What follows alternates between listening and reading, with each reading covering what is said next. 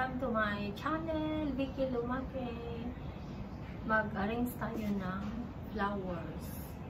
Ang oras na ngayon ay 9:30 in the evening, guys.